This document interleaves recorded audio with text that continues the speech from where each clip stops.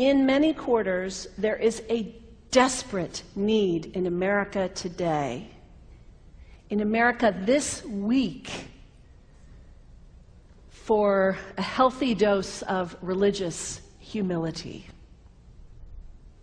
There are too many people getting too much FaceTime on television who claim exalted status for Christianity and who are demeaning other faith traditions, particularly that of Islam. And my friends, this has got to stop. The trigger for this latest wave of intolerance is media coverage, many of you have seen it, about a plan to build a Muslim community center 2 blocks from Ground Zero. The center will have a mosque, an auditorium, and a pool. It is modeled after YMCAs and Jewish community centers all across the country. For all I know, it's got locker rooms and childcare. Now, to be very clear here, reasonable, faithful, caring people can disagree about how they feel about this facility being built so close to Ground Zero. But that does not justify the wave of fear and suspicion that has washed over this country over the last 10 days. The media are now calling this a wave of Islamophobia that is sweeping across America.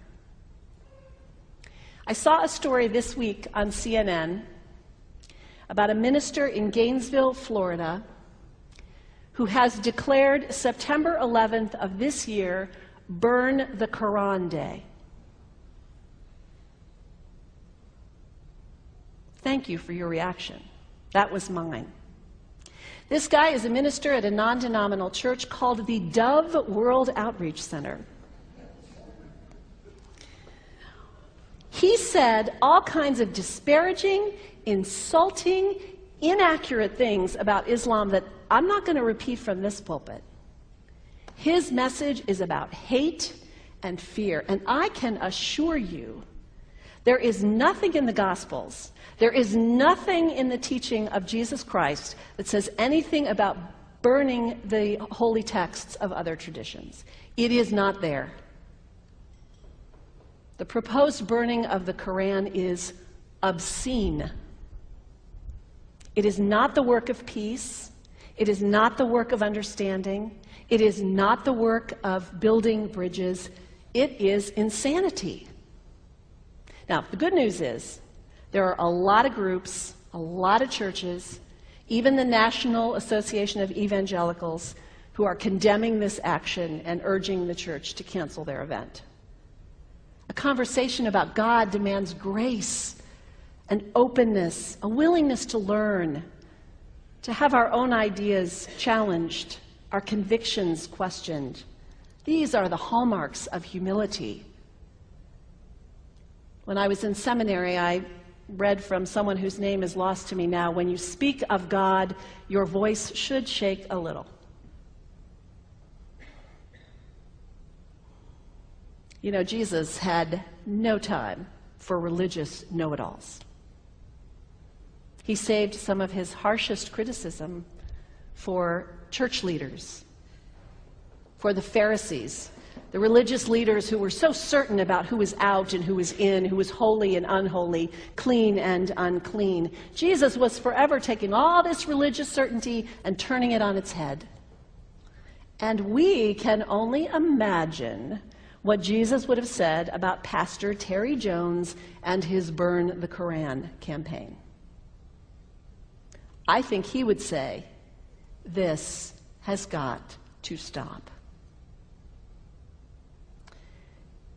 Followers of Islam believe that the Quran is a collection of revelations received by the Prophet Muhammad from God about 1400 years ago.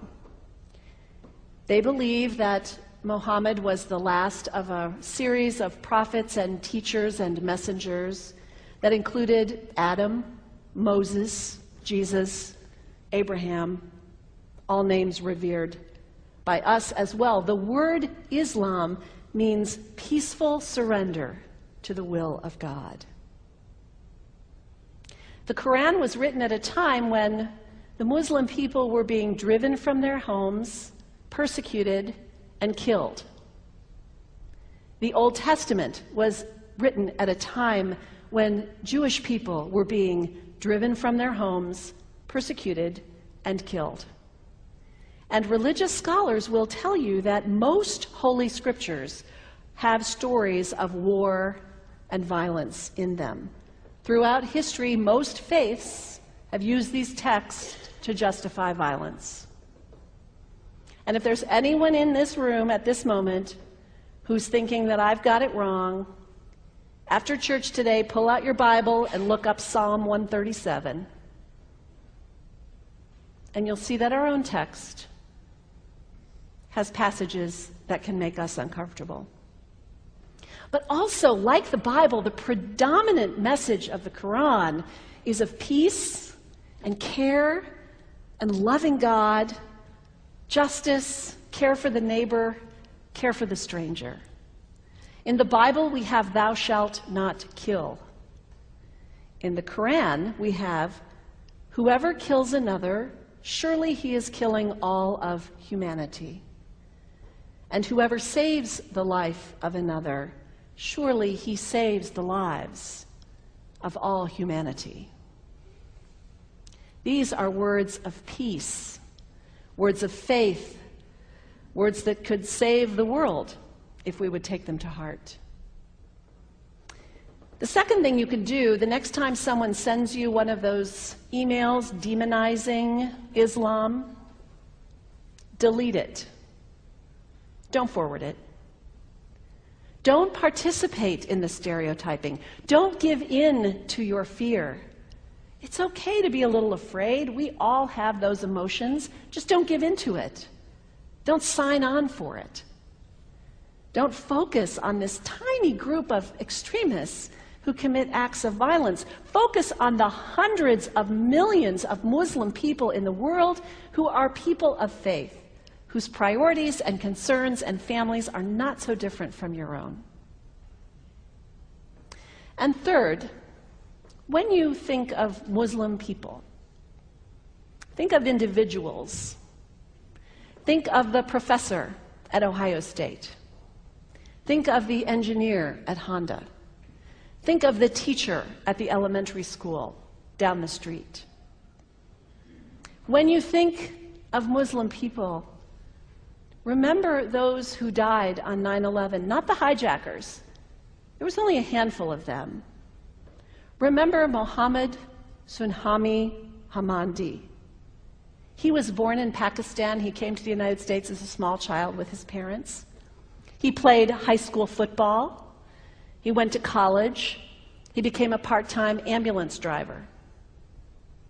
He died, this Muslim young man, on 9/11, trying to rescue people and save lives. When you think of Muslim people, remember Mohammed Salahuddin Cloudhurry. He was a waiter at Windows on the World, which was at the top of the World Trade Center. He died that day. His wife had their baby 2 days later. When you think of Muslim people, remember Rama Salih. She was a woman, 28 years old. Her neighbors described her as fun and outgoing and generous. And she died on American Airlines Flight 11, 7 months pregnant with her first child. Remember the founder of the Islamic Circle of North America, who worked in the World Trade Center and also died on September 11th. That same group now is giving away tens of thousands of copies of the Quran in response to the campaign about burning the Quran. In the language of their own tradition, they are spreading words of faith and peace and hope. One of the ladies at the 8:30 service this morning said to me after, maybe we should declare September 11th, buy a Quran and read some of it. It is for us to share our message of love and hope and peace, but let us do it with grace and respect, and above all, humility. God grant us, as individuals, as a nation, as Christians, the humility for this work.